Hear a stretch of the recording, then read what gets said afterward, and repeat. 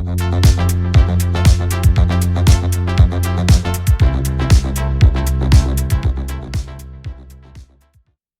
everybody, what's happening? This is Blair Johnson with the Badass Records podcast, letting you know that today's guest is James Harmon, who runs and owns Jammin Nuggets Music at 115 South Ohio in Sedalia, Missouri. They are on Facebook and Instagram. You can give them a buzz at 660-951-1070. Good people. If you want to support mom and pop music store and get yourself some vinyl, please check them out. This podcast episodes drop Thursday mornings. You can subscribe on YouTube or wherever you stream and download music and podcasts. Everything lives on the site, which is badassrecordspodcast.com. Keep tabs on The Thing via Instagram and Twitter.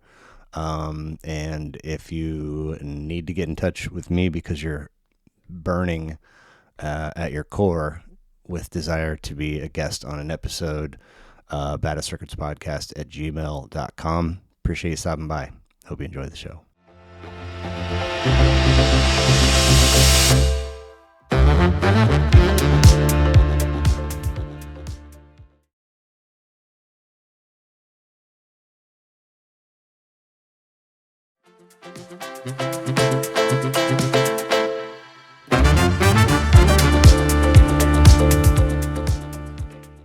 My numbers are a little goofy, but I think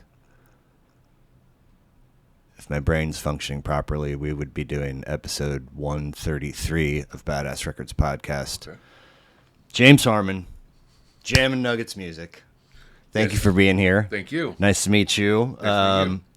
Jammin Nuggets Music, 115 South Ohio Ave, Sedalia, Missouri, 660-951-1070. No? 65301. Just for my own... Say the whole thing for me. 115 South Ohio, Sedalia, Missouri. Yep. 65301. Right, but the phone number. 660-951-1070? Yes. Okay, cool. I never call that number. I figured. Does it patch to you guys when you're gone? Or is No, we just have an answering machine. Cool. Nobody ever leaves a message. Okay, yeah, of course. Jammin Nuggets Music on Facebook, and then at Jammin Nuggets Music on Instagram. I had to dig for a sec, but it looks like your first Instagram post was in October of 2019. That sounds about right. Is that how long the store's been around? The store's actually been around unofficially since 2016. No kidding? I started it out of my garage. Okay, cool. Very cool. Literally ran out of room in the garage. Okay. Wife's like, well, why don't we go to Harbor Freight and pick up a portable garage? Okay, no problem. We can do that. Yeah. Put that up in front of the garage. Found a collection. Oops. Filled up the portable garage immediately with just one collection. Like somebody's personal? Yeah. That they were parting with? Yes. So now my garage is full. My portable garage is full. I've cut a slice in the back of the garage to get into my garage. And we're doing yard sales, once every couple of weeks. Hey, record sale.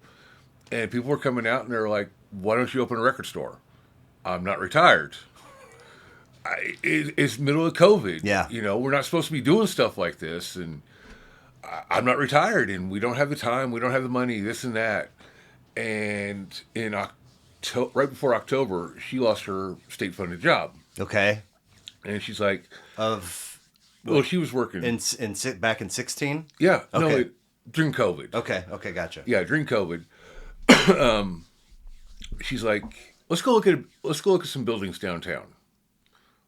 Okay, we can do this. Well, she found the downtown association number. She called the number. She's like, hey, this is what we're looking for. This is what we'd like to have. She calls me at work on Wednesday. She's like, oh, by the way, we're going to look at a building Friday. Okay. Are we still going for our coffee dates?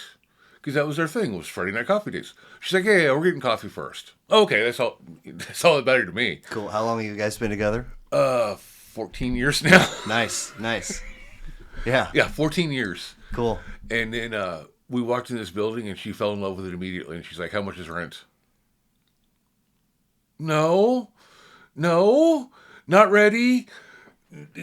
No. And so we went and talked to my buddy that afternoon. He's like, spend that a month in stupid shit anyways. Yeah, give or take. This buddy has expertise in just advice Just or being my friend. okay, cool. Love it. You know, he's a self-proclaimed professional drunk, part-time machinist. There you go. You know, probably not the best person in the world to go to for advice, but I mean, he was there. Yeah. You know, and he's Sometimes like, well, that's all it takes. yeah. And so we said, okay, we'll sign the lease. Signed a year lease.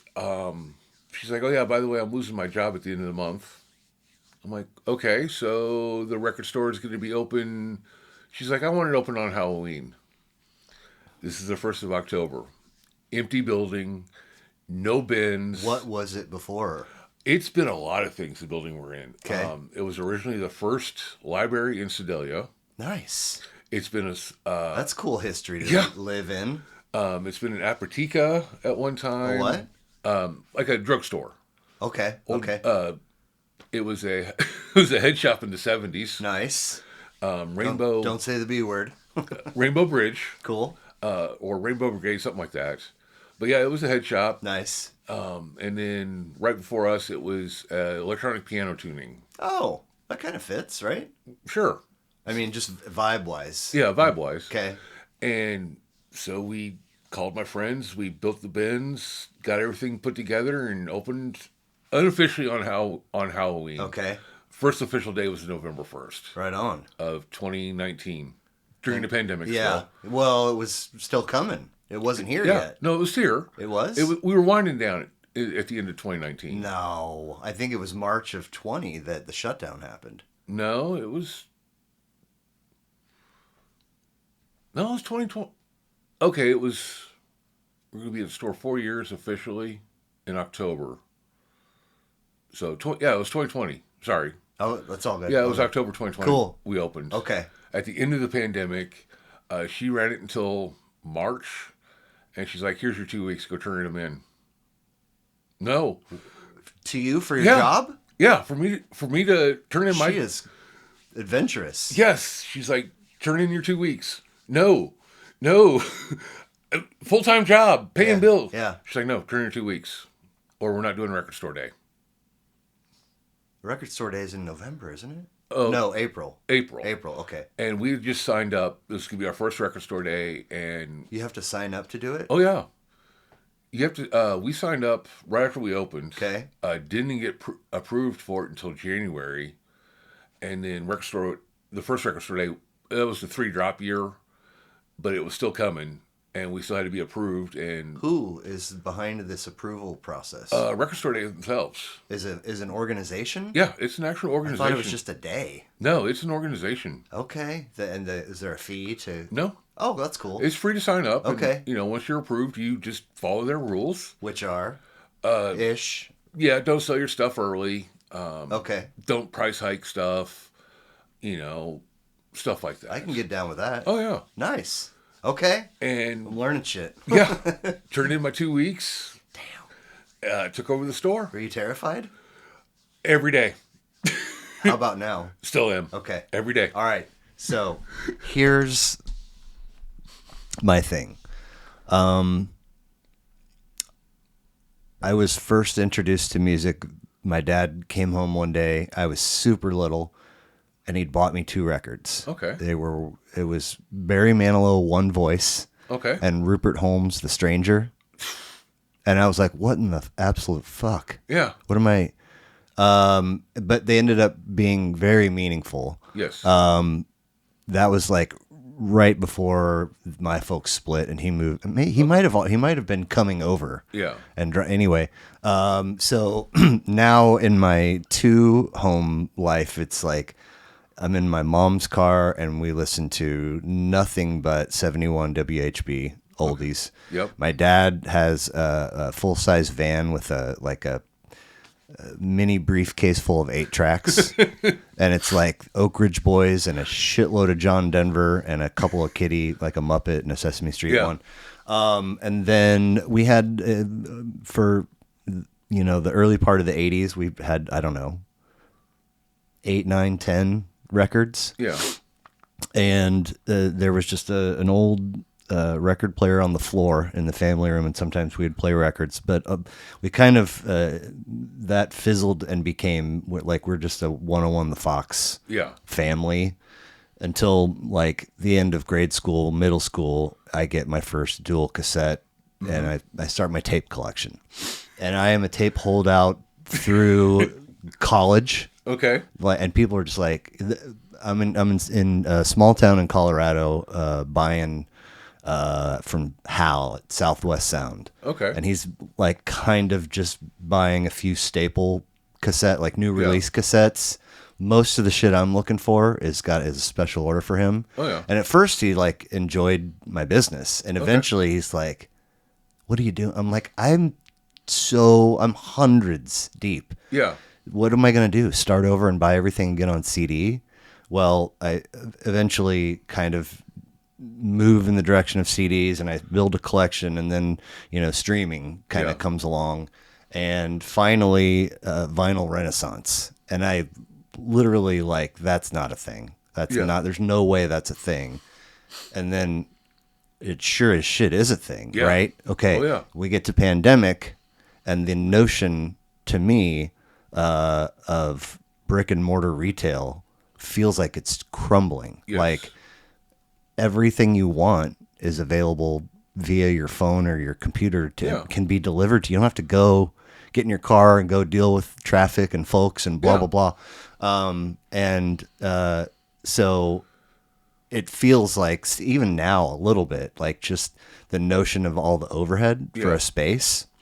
And so, a Jammin Nuggets music that is, and what's your indie, mom and pop record store? Yeah. I'm like, that's great. That's absolutely bonkers to think that the vinyl renaissance not only survived but is around to stay. Yes. Right.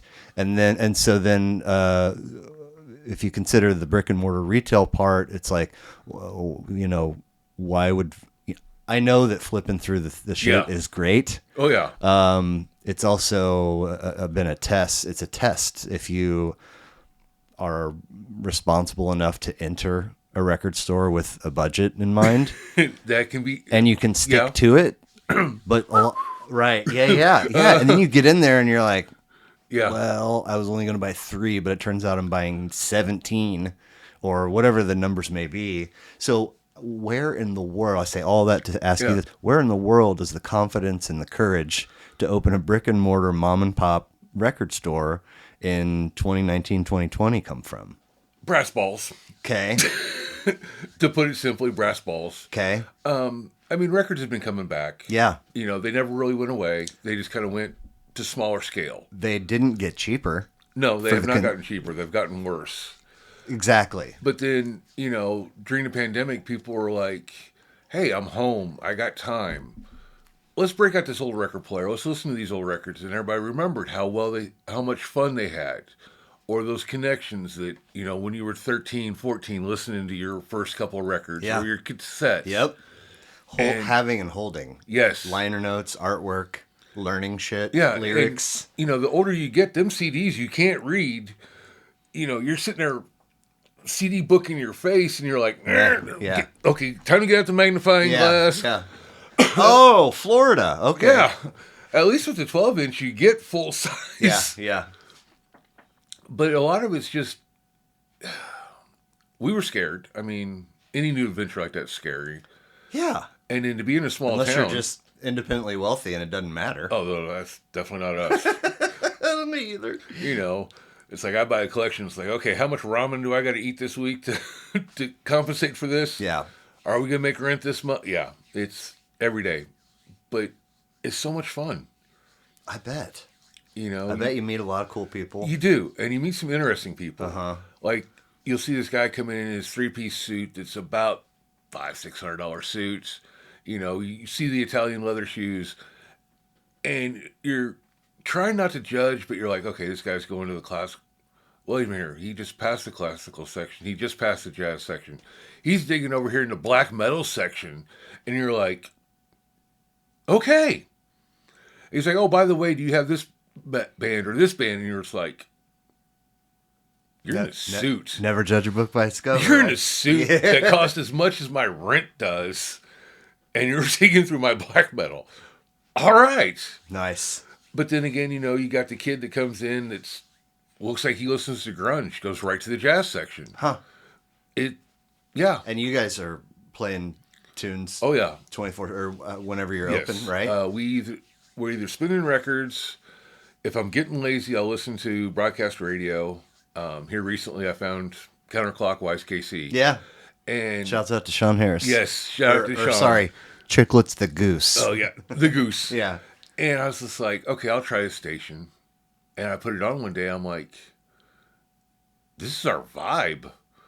This is everything that I should be playing in the store that I might not have on vinyl. So yeah, it's been Counterclockwise KC a lot. Nice.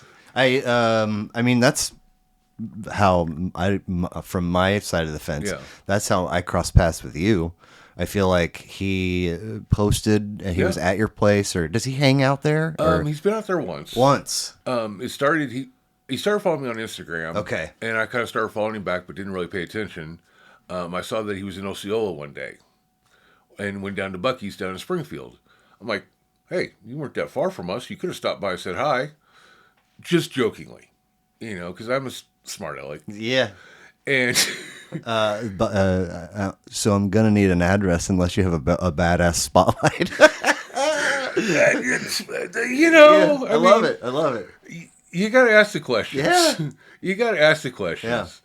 Yeah. And he's like, oh yeah, I'll get up there sometime. And we talked a few times, and then we did the Pearl Jam listening party. Okay, for what's the new release called? Dark Matter. Okay. They came out like right before Record Store Day and on Record Store Day. And? Came out, listened to it. We got to talking, and I'm like, hey, I really like your station. And next thing I know, he's pimping me out, put a commercial up that I didn't even know about. No kidding. Yeah. It came on, the first time we heard it, I saw it right before the Ska Hour, the Friday Night Ska Show. Yeah. God damn it. This is Ska? No. Yeah, this is Ska. Is that what it's called? I think so. Yeah. I don't know. I like it. Punk AF. That's on Thursdays. Mutants of the Monster. That's on, I don't know what night that one's on. The Scene with Pretty Boy is Mondays. All local. Shouts out to Pretty Boy. He's up there somewhere. He did. Anyway, he did an episode. So did Sean, and so did Adam. Yes. His podcast co-host. I don't know if that airs at a regular, or they just throw it on whenever. That's Tuesdays. Chemtrails with Adam every week? I think so. Every Tuesday, 7 and 9. Okay, and now the way that I understand it is the two of them come together to talk records, but if you want to talk about a record, you have to have the record. Oh yeah, which is like, who has that kind of money? But I know. So the first, you saw it. You saw this ad, and then you heard it, or? Well, I hadn't heard it yet, so I messaged him on Instagram. I'm like, "Is there something I need to know?" So he sent me a link to the ad, and it just kind of blew us away that he was nice enough to throw us on an ad up for And I was like, "Dude, we need to sit down and talk. We're gonna have to work something out." And I've yet to get a hold of him to actually sit down and do something more with him. But yeah, it was crazy that you find these... Badass Records airs Sundays. Yes. But yeah, you find these what? These people find us out of nowhere because I don't pay for... I pay for a radio spot in Sedalia. Okay. And then I've worked out a deal with KMMO out of Marshall here recently. I love people finding us. Yeah. And isn't it cool? It's I love it when it's more organic, right? Versus paying for the Facebook, paying for the Instagram ads. Well, so I think when the first episode of this aired on Counterclockwise, I think I got like 15 new followers Okay. on Instagram, all mostly local musicians, band. Yeah. And it's like, fucking hey, man. And so if you follow me, I'm going to message you Oh, yeah. and say thanks. Also, do you want to? Yeah. And it's just, so, I mean, seriously, like, shouts out to Oh, yeah. Chicklets the Goose. So you guys rock Counterclockwise in the store. Oh, yes. And then, do you do one of these things where if you are spinning records, there's a display Oh, yeah. that says what's... Yeah, we have a little display. I don't use it that much because you never know what I'm going to spin. And so usually we have a stack on the floor of stuff I've spun that day that I need to put back up into my selection. Yeah, yeah. You know, I haven't really been a record store or music store customer for quite some time. I'm sorry. I mean, it's just this place, 2 kids. It's just I understand. I do sometimes go by a few. I've been to Records with Merit, Mills, Josie, Got What You Like. There's one up north. Oh, and Sister Ann's. I've been to Sister Ann's. There's one up north that I haven't been to. I haven't been to Planet Queen, Kimmy Queen's new spot out in Independence. Do you know who she is? No, I don't know her. I actually, Seventh Heaven. Okay. I went into Seventh Heaven one day and bought some records, and she was behind the counter. And I was actually, for a job that I was doing, I was kind of hitting all of these spots to ask, what are you using for payments processing? Yeah. Because that was the job I had for half a second. It was that and payroll and then point of sale service. Yeah. So she actually like wrote me out a list of stores to hit. So that's how I knew of some of those places. And then I don't remember, somebody was like, go check out. And I was like, holy shit, that's that girl from Seventh Heaven that wrote me the list. So she opened her own, it's in Independence, Planet Queen, I believe it's called. So I haven't been to her spot, I haven't been to the one up north, and I haven't been to your spot. Yeah. But point being, when I was a more frequent music store shopper, the display of what's playing is cool. Yes. But sometimes, not all the time, the conversation that you strike up with the person, what is this? Yes. And then sometimes they're like, it's,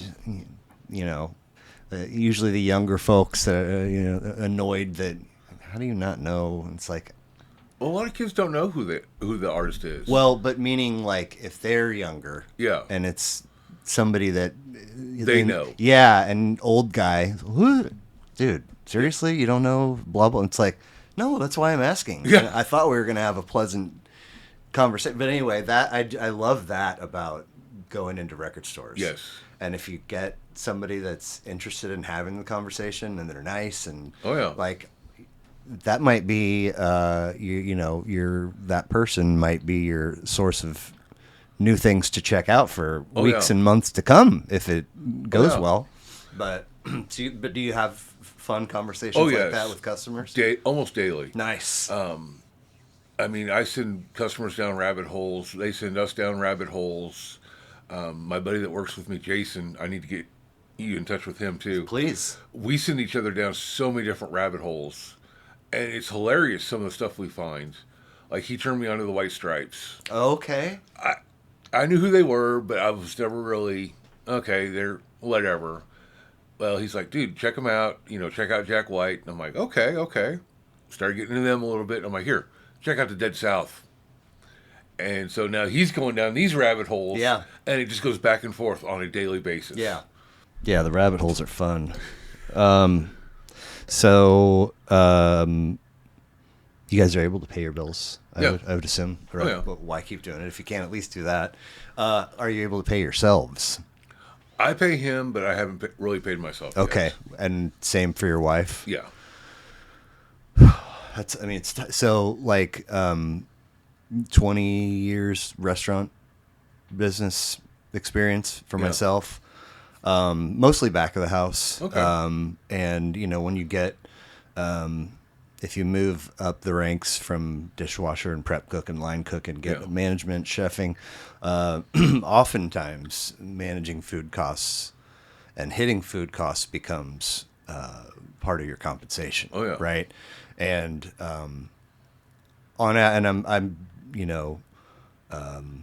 I was never like super fine dining. Yeah. A lot of nice upscale brew pub, these kinds of things. And so I could be dating myself here, but for the most part, you need your menu Yeah. to hit like 30%. Yeah. And some would say fuck that 23, like, or what, but it's not all like you can have an 11 or a 9% food cost on a pizza, Yeah. and then a steak is 50. I mean, so Yeah. it balances out, right? Oh, yeah. But it's so waste, Yeah. spoilage, theft, like that can fuck you. Oh, yeah. And it takes a good while being in that and around it to really understand. Yeah. There you could be kind of on the entry level things like, it's not my money. Yeah. If I just whatever, I just come here and collect a check. But then it's like, man, I mean, the spend to stay afloat Yes. is like never ending. It is. And then you find, okay, well, booze helps. Like, Yeah. there's good margin on booze, but generally speaking, there is shit for margin in that business. Yeah. Some people have like sales based rent. If you, so like if you have a patio Yeah. and you increase your weekly sales by $10,000 a week because now you have a whole other space. Yeah. Well, you're paying more in rent for those months too. So Oh, it's yeah. not like $3,000 a No. week. It's, again, that margin stays super slim. So I would imagine there's not big giant fat margin in your neck of the woods. On used, there is. Okay. Because, I mean, it's used. New stuff between the big three, especially Sony Music, they started it. They Are you talking labels? label Sony. Your margin varies based on label. Not really on label, but on the new stuff. Sony Music started it. They put a giant price hike on everything last year, even though they went up anywhere from $5 to $10 per record on average. Really? Yeah. Who are the big three then? Sony Music, UMG, and I want to say Columbia still. Okay. And do special orders? Do you have an opinion on that? Does it bother you? No. Okay. Love special orders. Does your margin change? Is it Not just really. a fun thing to do for your customer? It's a great thing to do for your customer because I can't stock everything. Of course. And, there's so many flavors of the week that come out that are those little blips on the radar. I don't want to be able to afford to get every one of those records. Right. I want to get stuff in there that'll sell, that'll make people happy. Yeah. We kind of moved ourselves not really to the full collector market. What does that mean? Well, like higher end stuff or rare stuff. Okay. We have some of those, but we also have a good selection of, moderately priced commons that everybody needs, like Kiss, Fleetwood Mac rumors. Always got to keep a couple of rumors in stock. Nirvana, for whatever reason. Not a big Nirvana fan. I mean, let's pause there for a quick second. So, the 30th anniversary of Nevermind happened not too terribly long ago. And there have been a handful of Nirvana records to make people's lists. And somebody chose In Utero, and then there's Bleach, and then what's the other one? Nevermind. Yeah, not that one. Not Nevermind. Nevermind, Bleach, In Utero. Unplugged in New York. Maybe it's Okay, I'm just gonna say that I feel like Bleach was always like, whoa, this is a whole different pill to Yeah. swallow. So somebody has In Utero, and I was like, oh, I have like real fond memories of that. So I sit down to listen to it, and I was like, there's a lot of like intense shit on this record, Oh and yeah. I was like, maybe. Not that I'm confusing In Utero with Nevermind, Yeah. but it's like maybe. So I get through In Utero, and I was like, I think I need to go listen to Nevermind full all the way through because I probably haven't since high school. Yeah. So I put it on, and I was like, I don't know if this is really that great. Like I like it, Yeah. right? Amazing memories. Like I got nothing but love for the grunge scene. I Yeah. graduated in '93, Okay. so it's kind of everything was sort of right there. Anyway, and so then the 30th anniversary of Nevermind happens, and it's like people are just celebrating the shit out of this record, and I'm like, man, it's not bad, but anyway, where are you coming from as far as that band is concerned? I'm. I was like everybody else at first. I was like, okay, this is great. Yeah. This is cool. Now you're just overplaying it. There was Alice in Chains that was right there that was just as good and a little bit darker. Bro, I don't think that there will ever be a performance like their Unplugged. Yes. And specifically, I got freaking Yeah. goosebumps. The fact that it opens with Nutshell and the way that it opens and what was going on with him. Oh yeah. Fuck. Like I got to be careful around YouTube reaction videos because Yeah. I'll fall down a rabbit hole for days. Oh yeah. But I've watched so many of those, and a lot of them are genuine. Not all of them are. Yeah. There's so many people. First time watching Forrest Gump. What? No. Come on. What are you talking about? You're just putting first time because it'll get eyeballs. Oh yeah. But I digress. Alice in Chains was amazing. I Yes. mean, and I've only recently discovered that they're still around and making records. They just put out a record, I Yeah. think. Their new singer was. I got a chance to see their new singer quite a few years ago, and it was amazing Really? how much he sounded. Not Nobody exactly. can sound like Lane, He sounded enough like Lane. but also a little bit of himself. Yeah, Okay. that you knew that. Okay, this is still Alice in Chains. This is still the new singer, but I never got a chance to see the original lineup. Okay. So this was Okay. as close as I got to it. And then when they did their encore of Wood, Woo. oh yeah, it just Bow, and bow. it's like the entire place just erupted in a giant pit, and you're just like, okay, yeah, this is That's cool. Yeah. That's cool. I don't know how we wound up talking about Nirvana in the first place. But the shit people need. Yeah. You got to keep rumors. Got to keep Bowie. What do you keep around on Bowie? I personally found this one comp called Legacy. It's a double disc set. It's got some of his older stuff and a little bit of his newer stuff. That sounds awesome. Because I need, I've done a few episodes of full discographies. Yeah. Like we did a Tom Waits, we did a Tribe Called Quest and De La together. I think there's one other, and we did a Beck one, which was fascinating. Yeah. I think I'm forgetting one, but I've got one coming up with Sum 41. Really? Yeah. Oh, I thought they only had a few albums. Well, but this kid is a big fan and Okay. wants to, and so Hey. why not? Yeah. You want to come sit in the chair and talk music with me? I'll put you on the calendar. But point being, Bowie is like 27. Yeah. I mean, Tom Waits and Beck were like 17, 14 in that. That's a lot Yeah. to sit and can be background.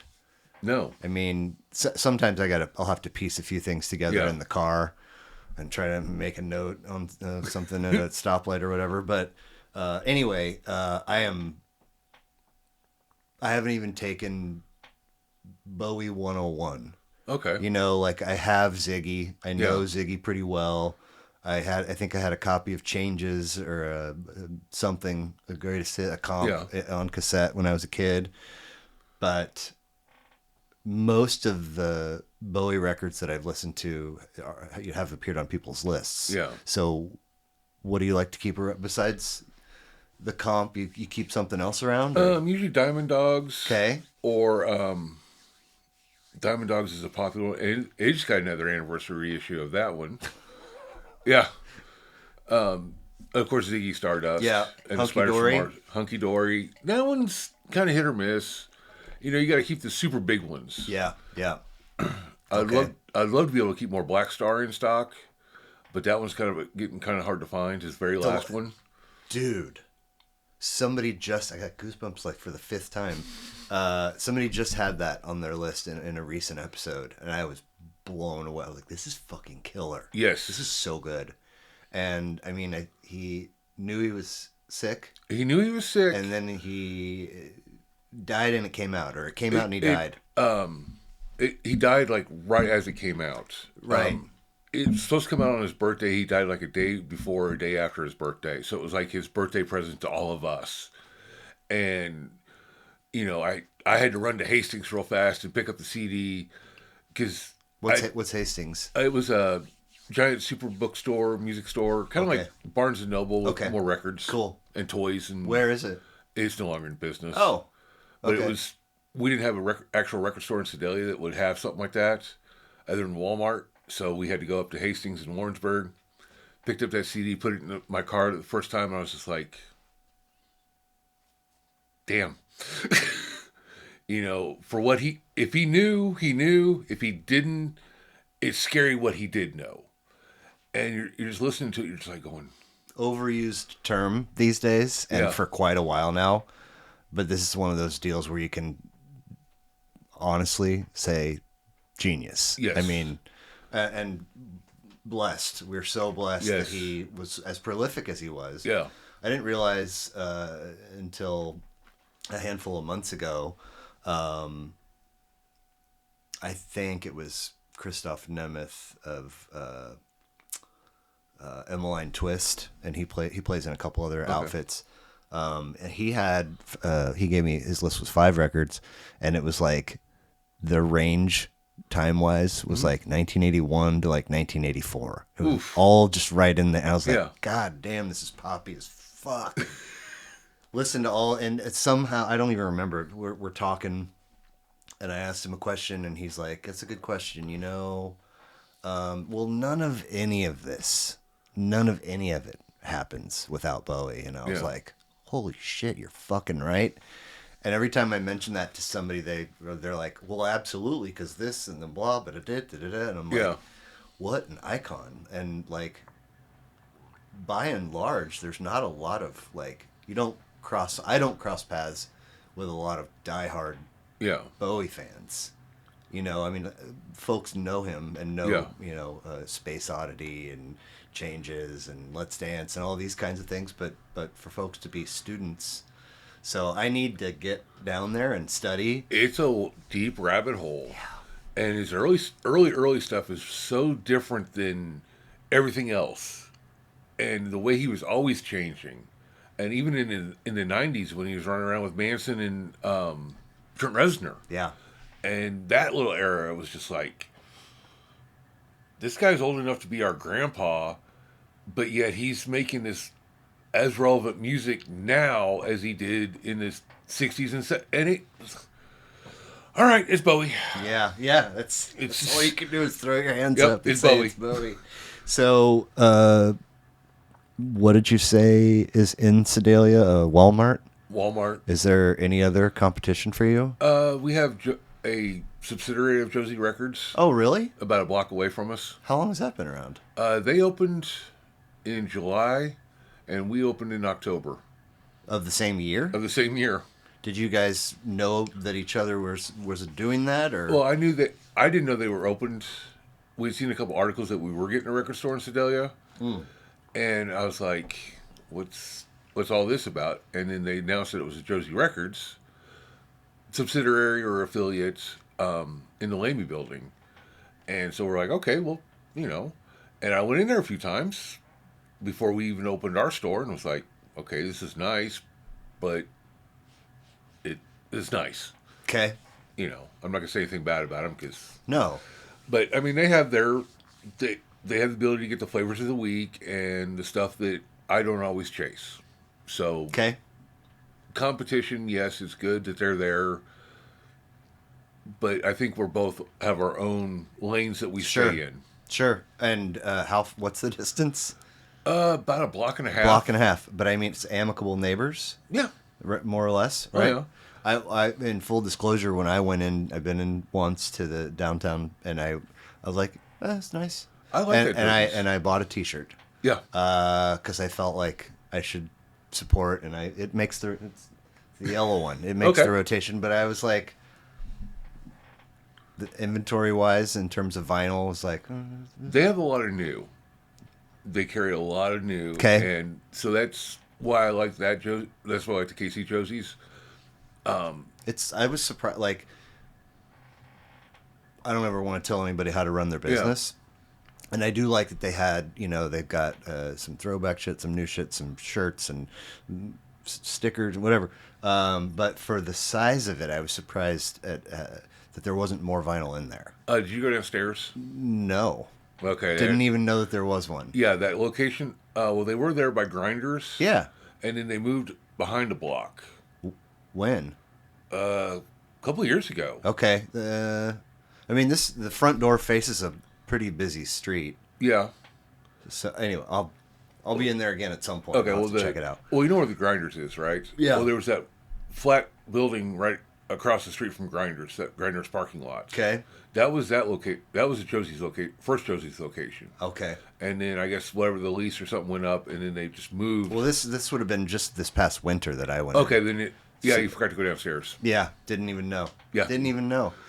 I was really thrown off by there was a gal behind the counter and a gal kind of cruising around doing stuff. Yeah. And I was like, you look insanely familiar and it's going to bother me. And she's like, I don't know, I've lived here for... And I was like, okay. And then, as I'm checking out, she's like, I mean, I did work at Street Side for like 20 years. I'm like, that would have been Yeah. the thing that I was looking for. Yeah. And she was nice. I was like, yeah, that's it. That's Yeah. the thing. Oh, I miss Street Side. Yeah, it was good times. So so there's a Walmart and a Josie and And us. Okay, cool. And do you feel like most of your traffic is folks from Sedalia or nearby, or do you get folks coming from? I get folks. Okay. Because we're kind of on the way down to the Lake of the Ozarks. Sure. We stay open until like 9 on Fridays. Okay. We're open on Sundays, which is another weird thing for Sedalia is that we're open on Sundays. So we get people coming from both ways. Okay. They're going down to the lake on Friday. Oh, let's stop in and take a quick break. Or we're headed back from the lake. Oh, well, traffic's kind of bad. Let's stop in, see what, I get people that, you Google record stores near me and, oh, look, record store. Oh! So, yeah. Okay. Now, Missouri State Fair still happens there, right? Yes. So if something like that is happening or another function or whatever, do you see an increase in traffic or sales or? Not really. No. No. Okay. The State Fair has their own little cult following, and most locals, like everybody else that lives in Sedalia, avoids that area For like the that plague. week. Yeah, I bet. Yeah. I bet. A lot of Missourians. Oh yeah, yeah. So you mentioned a minute ago that some record had just had a 30th anniversary or some kind of anniversary. I see that only when I'm looking for your records on your list Yeah. to prepare, and it's like, no, I don't want it's fine for me if the way that it appears digitally is the same track listing as when Yeah. it came out.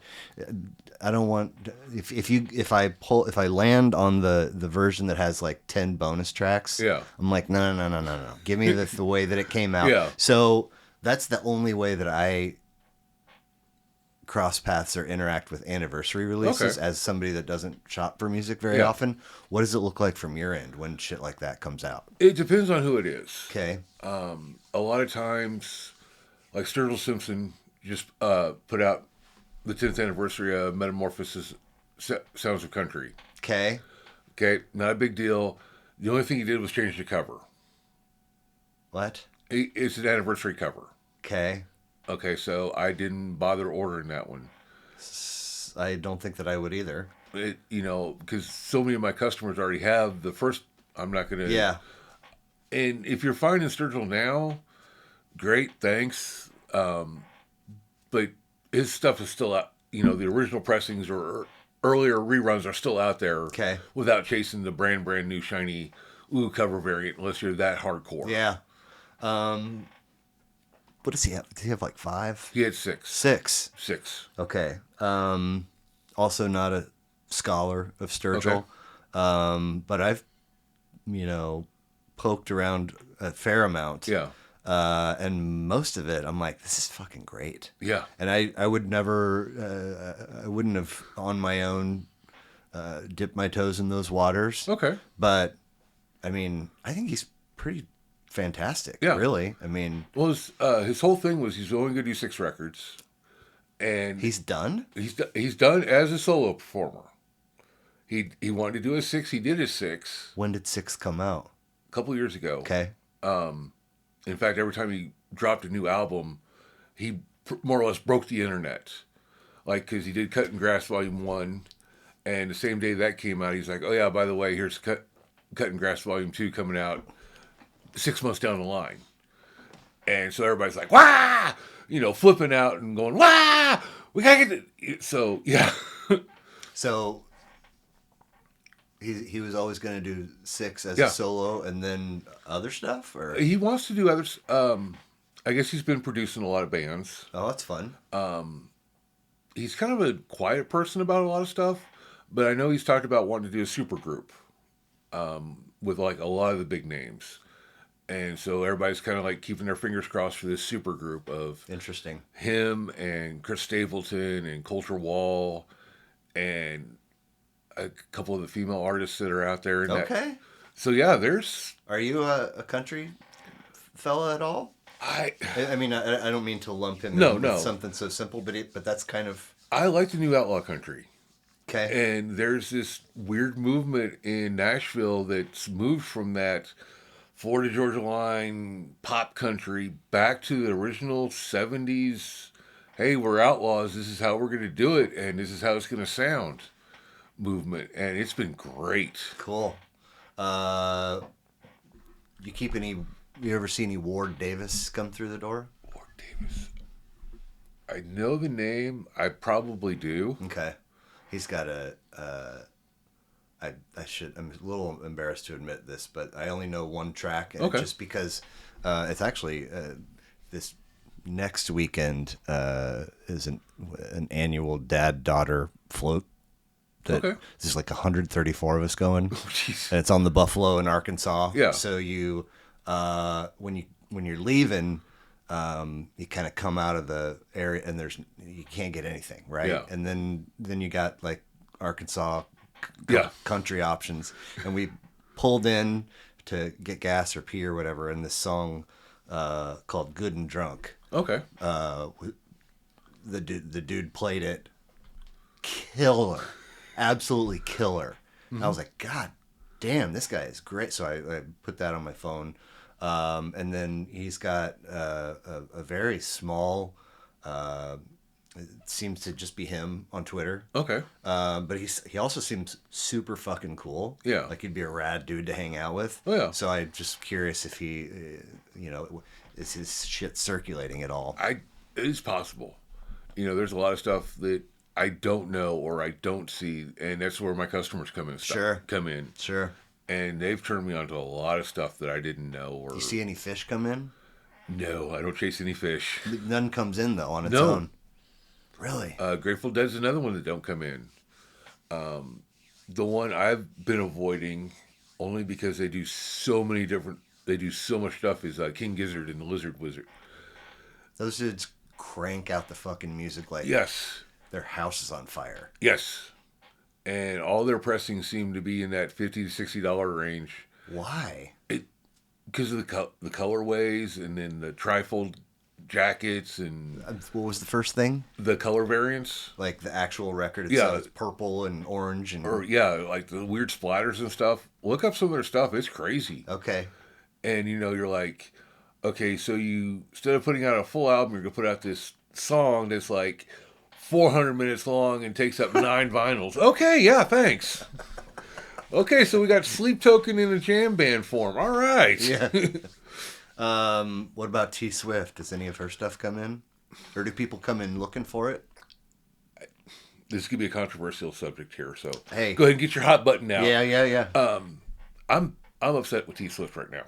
Because? Well, with her Midnight's variant, we've started trying to get into the T Swift because, she is huge. And then, you add in Travis Kelce now. Besides her fucking up NFL prices for everybody. Thanks, Taylor. Well, her Midnight's release came out. And so we ordered the first variant. Oh, by the way, here's the other 5 variants. It goes 5?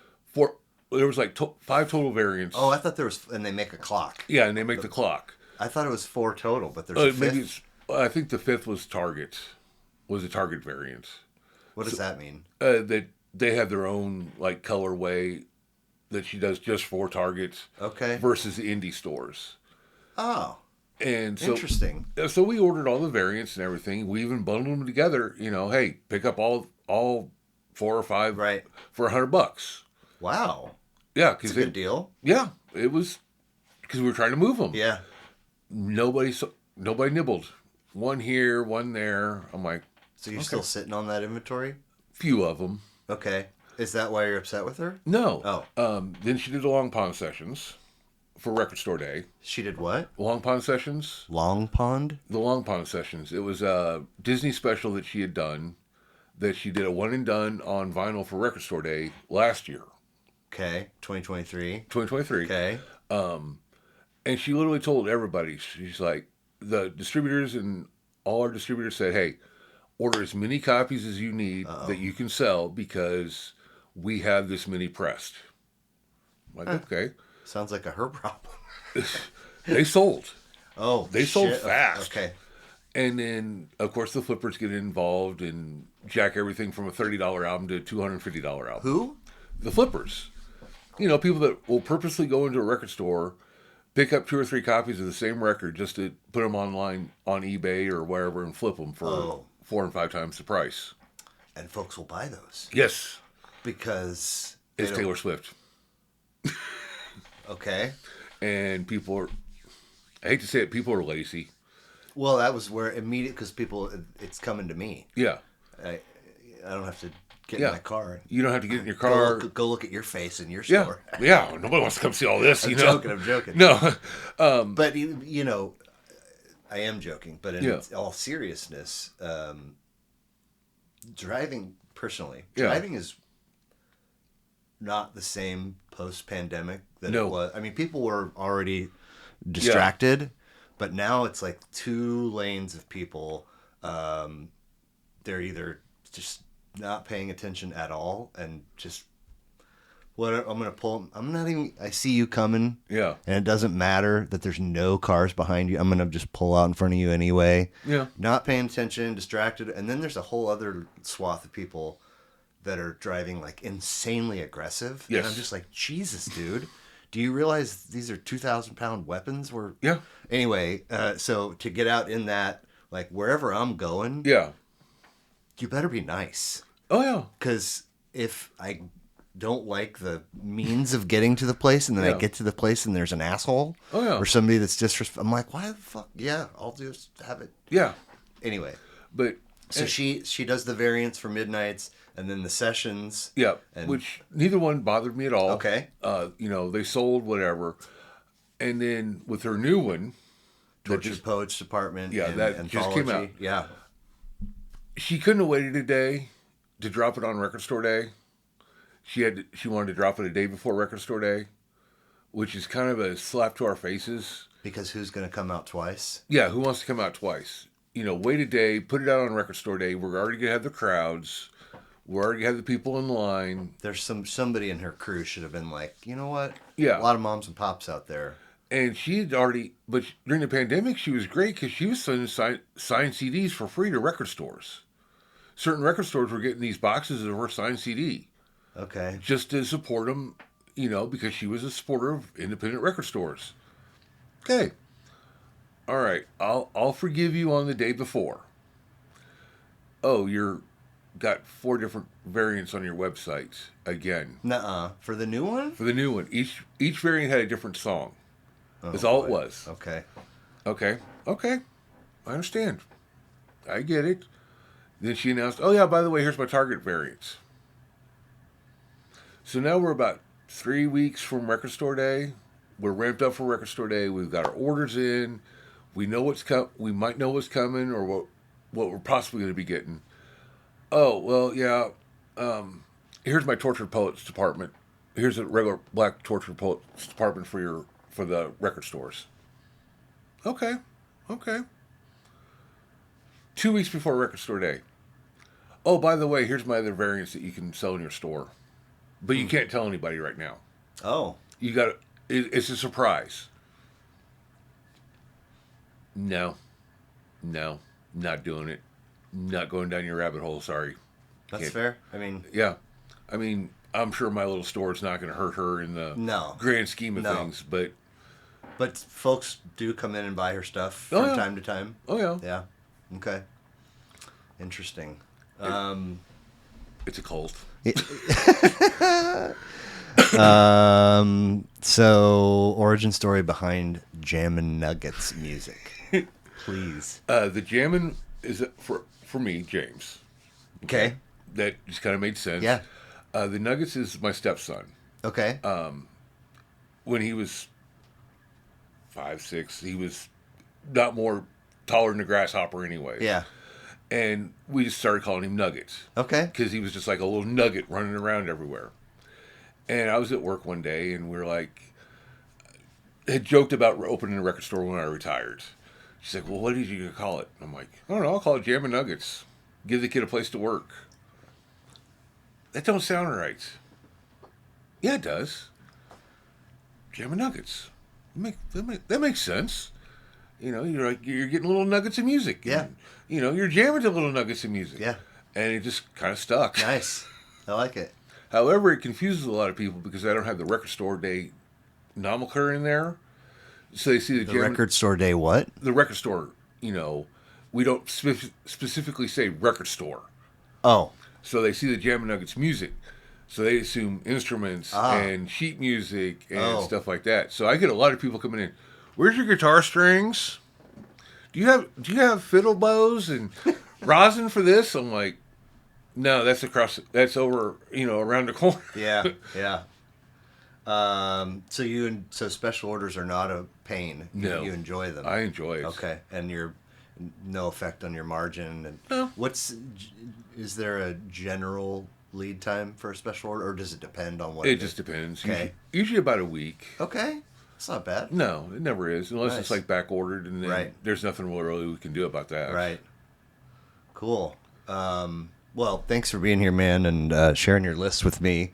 I appreciate it. I usually would just roll through them in Yeah. release order. So if we do that, we start in 1959 with Kinda Blue. Yes. Miles Davis. I mentioned Bowie with 27. This is 30 of 63 for him. 5 tracks, 45 minutes. Yep. Third, possibly fourth time this one's made someone's list. It's an album that, this is a quote, towers over its peers. A record generally considered as the definitive jazz album, a universally acknowledged standard of excellence. How much of a jazz student are you, and why is this record still so beloved 65 years in? I am very, very late coming to jazz. Coming into it? Yes. Okay. I didn't come into jazz until I was in my 40s. Okay. And it was just, I stumbled upon it one day. I got Time Out by Dave Brubeck. Sure. Which, everybody should probably own that album. It's on every jazz list, and kind of blew. And I put this Miles Davis on, and I'm sitting there listening to it the first time, and I'm like, this is heavy metal. This is literally heavy metal of the 50s without even being heavy metal. And the more you listen to it, and then you start picking out the little instruments or the way Miles plays or the way Art was drumming, and you're like, ooh, ooh, okay. And then the more you listen, the more you hear. And then with jazz, it's not what you hear, it's what you don't hear. Right. And so it just, you're constantly learning. Yeah. And it's a deep, deep, deep rabbit hole to go down with jazz. Oh my God. Because this guy played with this guy played with this guy who band led this guy, and you're just like. Then these 4 superstars got together and did a thing for And did a 12 quartet. years. And Yeah, and then interchangeable, and it's just. he had 2 quintets. Yeah. With just stacked with killers. He loved working with unknowns and making them known. I might be remembering this incorrectly, but I feel like there was no rehearsal for this. There wasn't. Okay. And so he came in and maybe had sheet or Yeah, did some and was like, and 3, 2, and they were like, oh, well, right now, Yeah. And that was the result. Yeah. Fuck. Wow.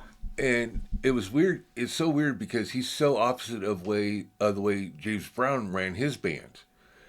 James Brown was Perfectionist. and a totalitarian. If he wanted to change the chord or something, he might give a little hand signal, and if you didn't catch it, you're in trouble. Where it's Miles, Herbie hits the wrong note or something, he's like, okay, whatever, I'll work. So you're just like, really?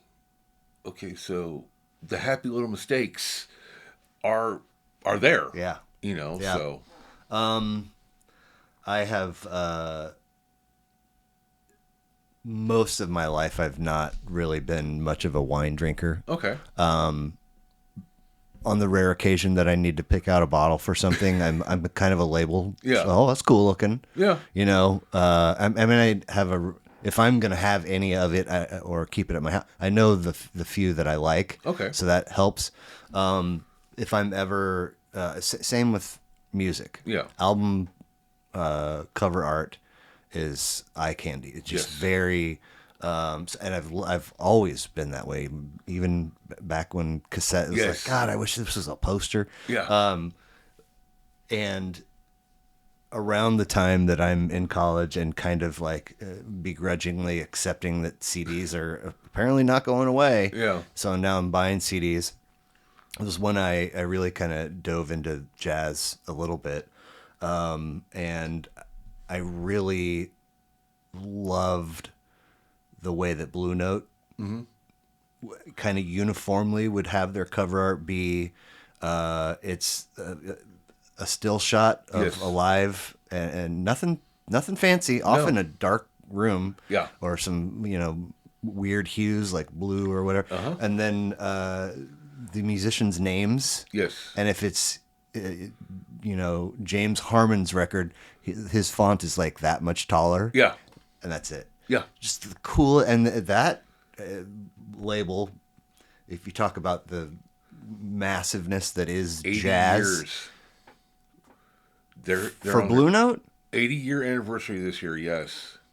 Holy shit. Well, I was going to say, if the jazz rabbit hole is this big and immeasurable, like how could you ever swim through the whole thing?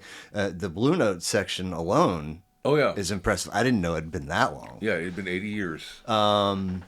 So is it still an operational? Oh, yeah. I thought so. I thought so. They're doing massive reissues of a lot of really just killer albums. Okay. And it's great because if you look at the price of some of those original jazz albums, I can't afford to give a kidney for every album I want. So here's these. I mean, granted, Blue Note reissues are a little more expensive. Are they? They're usually around 40 to 50, 35 on average. But Blue Note does such a wonderful job with their reissues They're 180 gram. Okay, I see. People throw these details out, and I'm like, It's what? I it's a don't know. weight. Yeah, but that matters because They're clean. Whereas you get listening wise. clean listening wise, clean pressings. A lot of times they've been taken from straight from the analog tapes because Blue Note has this wonderful back catalog of just analog music everywhere. It just And analog gives you what that as a warmth. listener? They're not compressed. Oh, It's almost a 1-to-1 transfer. huh. It's the close. You're getting all Arcus, sciencey on me, sorry. and my brain's like, I can't. No, I'm kidding. Cassettes are the same way. Okay. Cassettes are analog. So that's. But if you talk to any major audiophile, oh, reel to reel, because that's how they. Yeah, that's what I've heard. And then, but a lot of people bang cassettes though, because of the way we treated them or the cassettes we bought.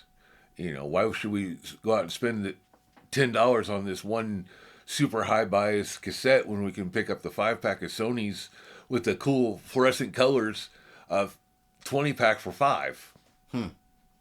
Okay. So there's that. So, Blue Note does a wonderful job with their reissues. Yes. Do you find that? I mean, you are interacting with all these labels Oh, yeah. as a customer of theirs, Yes. right? Do you find that they all treat folks the same, or are some better than others, or? I mean, as far as a small store goes, I think a lot of labels have forgotten that these smaller stores are your bread and butter, are the ones that are going to be the most critical. Because They can't afford to buy the everything. yeah, So we have to look at, okay, is my money going to be spent better with buying, say, 2 or 3 Blue Note reissues versus this mass produced from of Nirvana that we have 20 copies of already. Do we really need another 10 or 15 copies of this record versus 1 or 2 of these? so the choice then from your perspective is, who am I giving my money to? Yeah, And I mean, it doesn't seem like it would be beneficial for a label to just look the other way for a smaller they do. outfit. Okay. I mean, but I mean, sales are sales, right? yeah, sales are sales. But I mean, why would you want to support a store that might only buy 3 or 4 of your records versus these chain stores that are still around that'll buy 5, 6, 7, 8,000 copies of this one record? Huh. Interesting. So, if that's the case, then why is the store that's only going to buy 5 or 6 bread and butter? Because they're the ones that are going to be directly telling the people. Ah, You know, ah. so I mean, like when you go into Walmart and you go to their record section, or Target and go to their record section, Which There- I do. Hey. And it just nothing wrong with that. because, It's there. yeah, But if it wasn't, I wouldn't. yeah, but do you have anybody there telling you, hey, you need to check out this record, or hey, have you heard about this record? I mean, absolutely not. I mean, Yeah. You know, I like Target. Yeah. My 13-year-old daughter Oh, yeah. likes it a lot. Yeah. So, and they're more than I would. I don't want to go shop, but obviously it's a thing you have to do. Oh yeah. Good luck getting help from anybody Yeah. at a Target. And hey, do you know where the toothpaste? No, it's just like, Yeah. you're on your own, Yes. essentially. Oh yeah. So yeah, okay, that's the mom and pop, our bread and butter, because they're educators. Yeah. They're spreading the word, turning Yes. people on to shit. Okay, interesting. You get those kids that might have gotten a record player for Christmas because record players are all the thing right now. Yeah. They come in and you see their wide eyes and amazement of how many different records there are out there, and you're like, hey, what do you like? What are you streaming right now? Where can we help you find this new music Yeah. that you need to in your life? Yeah, yeah, for sure. So, jazz isn't for everybody. Not No. everything is for everybody. No, it's not. But anybody that has had music be a part of their life, has probably heard of this record. Yes. Or heard it. Yes. Or knows it well. And so, I mean, jazz isn't for everybody. No. Metal isn't for everybody. No. But this is metal before metal was metal. Why has it had such a far reach? They were the party records. You know, if you look back at what our grandparents listened to, Yeah. when this stuff was coming out, this was pre-rock and roll. No kidding. Yeah, it was. You know, I mean, this is pre-Beatles, really, Yeah. even, right? Yeah. I mean, their early 60s is when they kind of were splat. Yeah. Right? Wow. and this was one of those albums that just captured lightning in the bottle. Yeah. And the fact that, it wasn't until his electric period of the 70s that he was still playing in clubs, 2-3 shows a night in clubs. Crazy. Yeah. Hustling. Yes. Well, from one phenom to another, we leap all the way from 59 to 84 with Animalize. Kiss. 12 of 20, 9 tracks, 35 minutes from Alton, Illinois, with Miles to New York City. We are 133 episodes into this podcast, and so we've discussed, loose term there, easily over 500 records. Okay. Yet no Kiss albums have made. I know there might have been one that it gets harder to I understand. dig through. Yeah. I need an intern to organize my shit. But I'm pretty sure that no Kiss records have made anybody's list up until now. I had not heard of this one. I also didn't know that they had 20 fucking records out there. Again, like, I'm not gonna, obviously Kiss and Miles are apples and oranges. Oh, yeah. But they really affected a lot of people in the 70s and 80s. Yes. Made, hardcore fans for life out of a lot of people. How did that happen? And why does Animalize earn a spot on your list? I don't know how it happened, but I know in '76 they ruled the world. They could do no wrong. They were Kiss. I mean, there's a whole fucking Family Guy episode where Lois was whatever, and they're on it. Anyway. Animalize I was 13. Okay.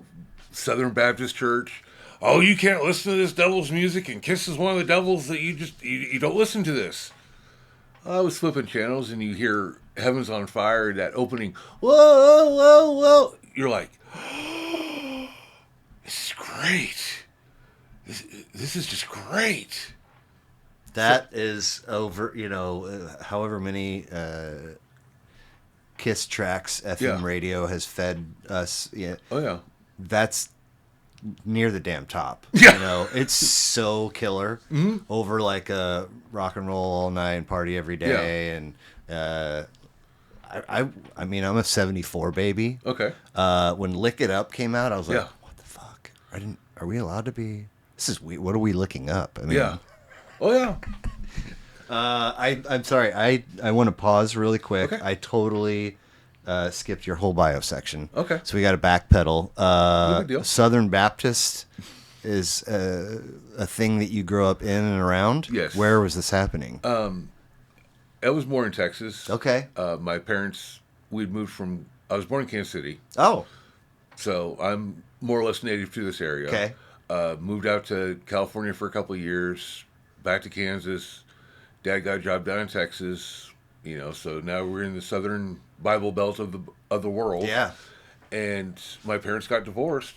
So, turning 13, being angry at the world anyways, because you're hitting puberty and your parents just got divorced. I found rock. My buddy had turned me on to like Van Halen the year before and the Go-Go's because of radio play. Yeah.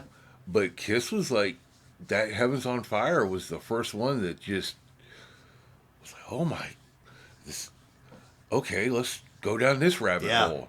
You have siblings? No, I'm the only child. Okay. Any idea how mom and dad met? No, I don't actually.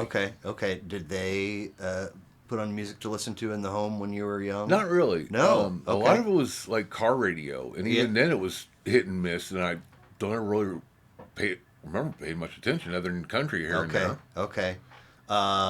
Did you? So, Animalize is one of the first records that you fell in love with. Yes. Because you heard that single. Mm-hmm. Okay. What about concerts? Did you see shows as a young person, or? Not until I was 14 or 15. Okay. And what was your first? Motley Crue Theater of Pain. No shit. At Kemper Arena. With the masks? Yes. Wow. At Kemper Arena. Wow. That was still a relatively new building. Yeah. Then. Wow. Okay. So, you hear Heaven's on Fire on the radio? Yes. And then do you seek out Animalize, or what? I asked well, my birthday was coming up. I'm like, my dad asked me what I wanted for birthday. I'm like, Kiss Animalize. And I think I wore that tape out the first. I only had like 2 or 3 tapes, anyways. So you hear the single. Mm-hmm. How do you learn that it's off of an album called Animalize? I think we were in the mall walking around shopping, Yeah. and I saw the advertisement for Kiss Animalize in a record store, and I was like, I need that cassette. Oh, wait a minute, that's way out of my allowance right now. Yeah. So, but my birthday's coming up, so Dad got it for you. Yeah. Okay, and you wore it out. Oh yeah. I have so many cassettes where you can't really read most of the Yes. tracks anymore. I guess just heat and sunlight and time. Yeah. I don't know why, but Sliding in and out. yeah. So what of their other 19 are a couple other favorites of yours, or ones that you see move in and out of the store a lot, or Kiss really don't. Kiss goes in spurts. I'll get some in used, and then it seems like it stays around for a day or two, but then it'll always disappear. Destroyer's a big one. yeah. Destroyer will always sell. Rock and Roll All Night will always sell. The solos. What's the name of it? Get up, get down. Oh, that one fucking shreds too. God damn it. Detroit Rock City. Yeah, you beat me to it. Damn it. But yeah, they'll always sell. Okay. So are you versed in the whole library? Not really. Okay. Because there's an era or two where there was a lineup change. Oh yeah, there's quite a few. Peter Criss. That was early '80s is when Peter Criss stepped out, and they got Eric Carr, I want to say. Yeah, I think so. And then that was around the time that, and then Ace left the band, and they got Vinnie Vincent for a while. And then after Vinnie Vincent left, Tom Thayer came in. Yeah, there was a lot of... Okay. I think it was in episode 1, maybe, when we lost the camera. And my buddy, I don't remember exactly how it came up, but he said, well, Ace Frehley. And I was like, what did you say? Because I just always assumed it was Frehley. Yeah. Have you heard it? I've heard both. Have you really? I think it is Frehley, though. I mean, I could be wrong. No, I think you might be right. It's crazy. Like, because never have I guess if I've heard the name said out loud, whoever was saying it was also mispronouncing it. Yeah. But it's literally just in here. Yeah. And then I hear it, I'm like, that's a weird way for you to say that. Oh, that's the correct way? Well, I guess I'm the idiot. Cool, man. So Animalize is 84, and we take a 4-year leap to Prison Bound. Social Distortion, 1988, second of 7, 10 tracks, 41 minutes. Illinois to New York, now to Fullerton, California, and again, I believe that this is another first. No Social Distortion records have made anybody's list up until now. And punk rock is typically not my cup of tea. Okay. But I found myself enjoying this on multiple occasions. And I think that you can be punk rock and do punk rock, but it doesn't have to be 211 No. And it doesn't have to be fucking angry. Yeah. You can really have a good sound and quality instrumentation and good songs and have a message, whatever the thing, it doesn't always have to, because I think punk threw me off at a young age because, and I say this often, and I hope that the album never dies. Yeah. This streaming and just dropping singles and fuck all that. Yeah. I like the thing, all of the effort and energy and money that goes into here is our product for you, sir. Yes. And I know it's different now because not everybody needs a label to pony up money for Yeah. studio. You can make a record in your basement and whatever, blah, blah, blah. But I used to, I want the band members' names, Yeah. the instruments they play, whatever the artwork is, cool. I'm all about that. Lyrics is always a plus. Yeah. But I never understood the credits and the producer and the mixer and the engineer until later. And now I'm like, you better put that in there. Yeah. So obviously not the same music fan that I was way back when, but way back when punk is like all this shit sounds really elementary and really similar. Yeah. Like just a little bit of distortion, a little bit of power chord, a little bit of screaming. Yeah. Every song's 2 minutes and 19 seconds. And it's like, oh, where's the there's the creativity can't just always be that you're like angry or that you have a message for society. You got to be. Anyway, point being, this was really cool. And it's like, Thank you. Indulgence, track 2 Yes. was kick ass. On My Nerves, track 7. And I think I like track 6 a lot as well. But really the whole thing. And so let's say that all that bullshit that I just said is an accurate assessment of punk rock with a label on it. What sets them apart from their contemporaries? I saw them at the Outhouse. Okay. Didn't even know who they were. Just had a chance to go to the show. Yeah. They came out. They hit those opening chords, and you're just like, the heavens parted, angels started singing, and you're just like, holy crap. And that's all it was. It was just a holy crap moment. Okay. So And had you listened to them before? no, I'd never heard of them. You roll into the show with a buddy? Yeah. Okay. Showed a couple of friends, and they were the headlining Somebody acts. was like, we should go to this. And you're Yeah. like, yeah, let's do it. Yeah. And it was amazing. Yes. And then afterwards, you do what? I went out and found Prison Bound. First? Yes. Okay. And then later found Mainliner. Okay. And their earlier stuff. Stumbled upon their self-titled that everybody knows because that was on Sony, and that was the big post-90s release of, oh my God, this is Social Distortion, and everybody starts jumping on that bandwagon. But I'm like, I've already been here for a day or two, and okay, this is good shit. Yeah. So which one should I check out next? Ooh, if you've done Prison Bound, Yep. I would say either self-titled is really approachable. My personal favorite's White Light, White Heat, White Trash.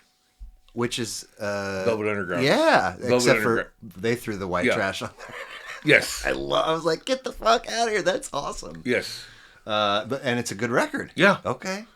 All right. White Light. Cool.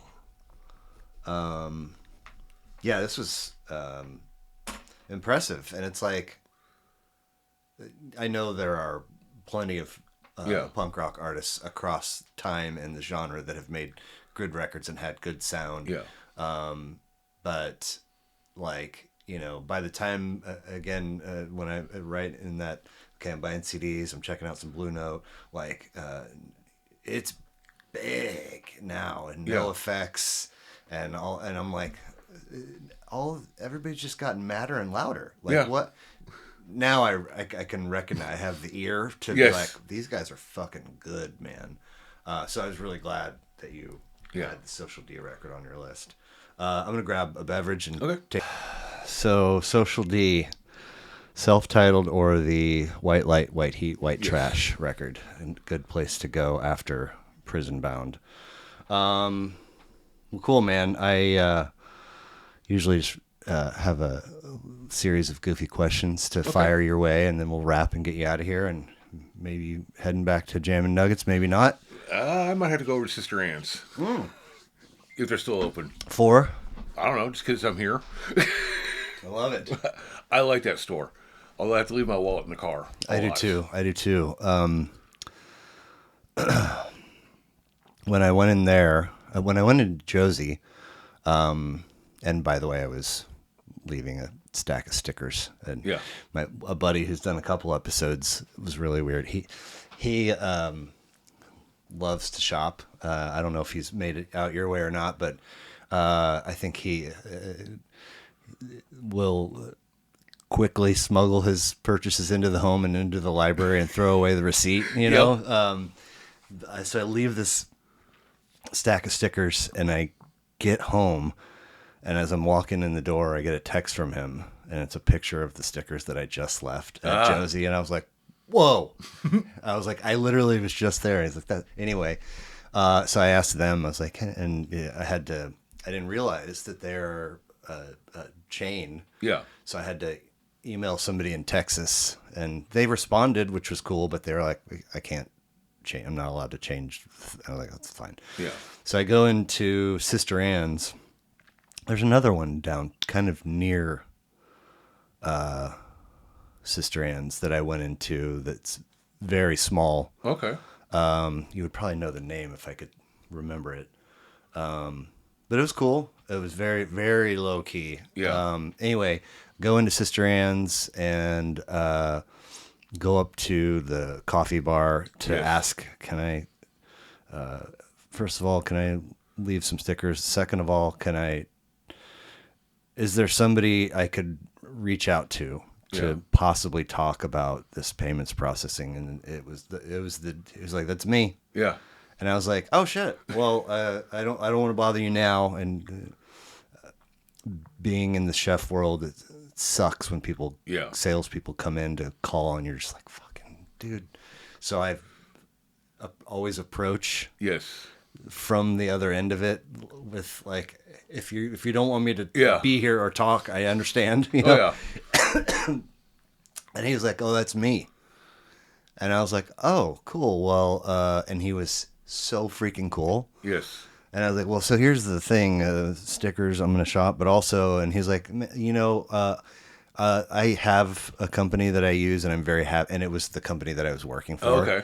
So anyway, and then ever since then, it's like, they show up on my cool shit's happening there. And I'm just like, God, man, what a great place. Yes. So when you don't spend all of your money at Jammin Nuggets, spend a little bit at Sister Ann's too, I guess is the moral story. So the first one is, if you could have lunch with anybody you're choosing, dead or alive, who are you choosing and why? Ooh, good question. That's almost as dangerous as the top 5 records. Right. Right. I'd have to go with Johnny Cash. Oh, the Man in Black. I'd have to go with the Man in Black. Okay. Just because I think he'd be fun to sit down and talk to. Hell yeah. You know, and not about anything important or anything in general. Just talk to him. Yeah. Just because I think that, you know, you'd sit there and listen to some of these stories, you could probably find, you know, dredge up something that might not have been just something different that you don't hear about or know about. Yeah. I'm sure you know the Trent line with Hurt. Yes. That's Johnny's song now. Yeah. Oh yeah. Let's go. I can't listen to that on vinyl. Hurt. Why? It is. I've streamed it. I've watched the video. I've even had the CD. Right? Don't bother me.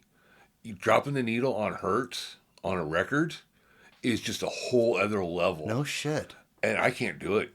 Wow. I mean, it'll get dusty and I'll be grabbing Kleenex trying to mop up my face because it is just that powerful on record. To see if I still feel. Yes. God damn, what is happening in that video? It just, Weird pouring of yeah, destruction, and what a yeah, guy. What a life. I yes, mean, I know none of us are moving through it birth to death perfectly. You know, no, we all have flaws and whatnot, but excellent answer. I love that. So if we can pretend that we all have a personal and a professional bucket list. okay. Let's say you're given all the necessary resources to knock out number one on both. What are they? And I sometimes they wind up being one and the Ooh, same. I get that, but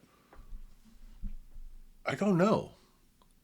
I, I, I really don't know. okay, you have everything you could ask for and I have mean, accomplished all that you would. oh no, there's always something to accomplish. But I mean, right now I'm very content. Cool. Other than maybe getting the record store a little bit bigger and being able to add in a couple of things that we want to add in. Other than that, I'm actually kind of content, I love that. which is really strange. 'Cause, Well, I think rare. It's really rare. yeah, Like, if you took whatever sample size, let's say you could do two. Pick your slowest day of the week yeah. and your busiest day of the week. How many of the folks that come into your shop on both of those days are content and would say they are? I mean, most folks are like, Probably very few. if I could only just, you know, Yeah. I love that. That's good, man. I mean, I don't want to sound complacent because I'm not complacent. Right. Well, there's, yeah. But yeah, right now I'm content with everything that's going on. Cool. Cool. So You're given the ability to visit your past self, any age. You're choosing. What age are you choosing, and what are you saying? 13, Okay, definitely, and that's when you hear heaven's on kid, fire. yep, Yeah. Okay. and just telling me don't ever give up your tapes. Don't give up your media at all. Just keep it. As much of a pain in the ass as it's going to be to move from here to here to here, just don't give up your media, and just keep listening. That's probably my only regret is giving up all my cassette tapes Why? because I had some good cassette tapes. Sure. I mean, I was a cassette kid, not a vinyl kid. Same. So, I mean, I had, Bad Brains on cassette, Social Distortion on cassette. I mean, granted, you can still find them, but That's my why. yeah. Why? But I had them. Yeah, I know, but I know it's not. You're probably not in the market to move Yeah. anytime soon. And even if you were, it's not that big of a deal. No, it's not. It's not like you have an Airstream No. or a vehicle that doesn't run, and you got to figure out how am I getting it from. I'd still figure out a way. But I mean, you can access everything. Yeah. Via streaming. Why would you want those tapes? Because it's physical. It's. My buddy and I got in this conversation the other day, and it makes a lot of sense. Is since streaming has gotten so popular, Yeah. we no longer actively listen. We've become very, very passive listeners. And you talk to a lot of these kids, it's like, hey, who are you streaming right now? Oh, well, I don't know. yeah. Or who's this playing? I don't know. And I mean, I'm guilty of it at the store because I'll get busy and I'll throw something on. So, yeah, I'm You're guilty. at work. Yeah. But if I really want to sit down, but I also still know the art form of putting on a pair of headphones and laying down on the floor and turning out the lights and just deep listening to an album on a nice pair of headphones just by yourself is just like, oh. I haven't gotten my kids there yet. Okay. When they were little and shared a room, they had a little CD player, and I Yeah. bought a few, and then it kind of crapped out, and then nothing. It's just whatever I'm playing off that Yeah. playlist and then I typically roll around in the car on shuffle, Yes. where I've am adding albums and so on and so forth. They just this past Christmas got Alexas, Okay. so they can at least have something in their rooms. But it's like, boy, I don't want to force that on them, but it is really important for me that they get there. Yeah. I don't know when, I mean, soon, like, It'll hit one day. yeah. That's all it takes is just that one song or one artist that'll just almost smack you in the face, and you're just like, okay, I really want to know this. And then, it's gonna be a proud papa moment. Hey Dad, can I borrow a pair of headphones? Yeah. Yeah, here you go. And you're just gonna see this whole other world open up in their little minds of just like, oh my God. So, Nuggets, Yeah. stepson, Yes. how old? 19 now? Into music? No. Not at all. A little bit. Okay. I think he falls into the Spotify and YouTube and whatever he finds at the moment, Yeah. but nowhere near as. I mean, he knows my certain bands. Yeah. Like if Stones come on the radio, he knows it's the Stones. Somebody, Social Distortion covered a Stones song on that record, Yeah. right? Yeah. I was looking at the credits, and it was like Mick Jagger and Keith Richards. What? Yep. Backstreet Girl. Yep. They've covered Johnny Cash. They've covered the Stones. Both are big influences of Mike Ness's. Okay. Under My Thumb. Nice. Yeah. Nice. Please complete this. The world would immediately become a better place in which to live if only We put speakers everywhere. indoors and out. Indoors and outdoors. Just have a giant world playlist. I love it. Nice. True or false? It is okay and acceptable to wear the T-shirt of the band whose show you're going to. Very acceptable. Okay. Especially if you get it that night at the venue. Not what I mean. Okay. You have tickets to the Social Yeah. D show. Day comes, you shower, throw on your Social D shirt, and hit the venue. Yeah, acceptable. Okay. Here's what I say.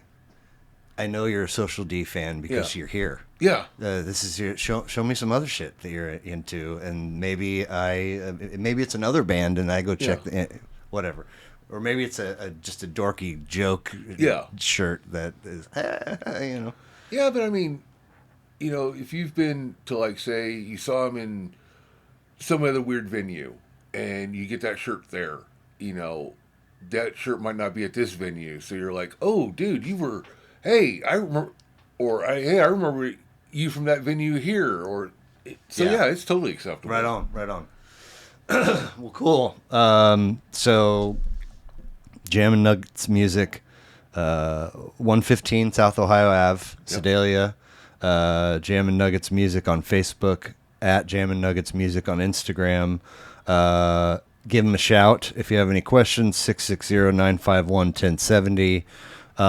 Anything that you had hoped that we would cover that we didn't? No, this has actually been really fun. I appreciate that. I know time is a valuable asset, especially to us older folks.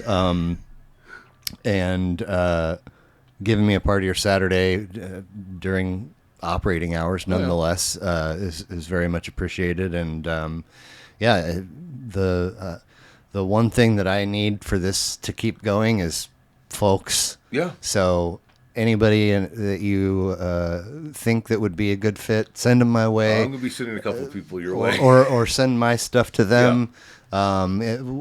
Assuming they have a decent head on their shoulders and they're not I know too. gonna cut me up and stash me in the crawl space. No, nothing like that. Oh, come on. No, I've just, a lot of folks. I find out when they get they leave their significant other to come here, and on their way out, the person's like, "Wait, who is this again? You're gonna go do what?" Yeah. And I think probably some folks, hey, I need to. I'm sharing your address with my such and such person so that they know we're at blah blah blah. And that was a funny discovery. Okay. And then to discover that it has happened way more than once. Yeah. But I recently had it happen from my end. Okay. Where it's like, most of the time when I open that front door, I've not met the person. Okay. Right? Yeah. So come on in, and then we come down, and there's the bathroom, and then like all of a sudden it's like, oh shit, this person is fucking not well.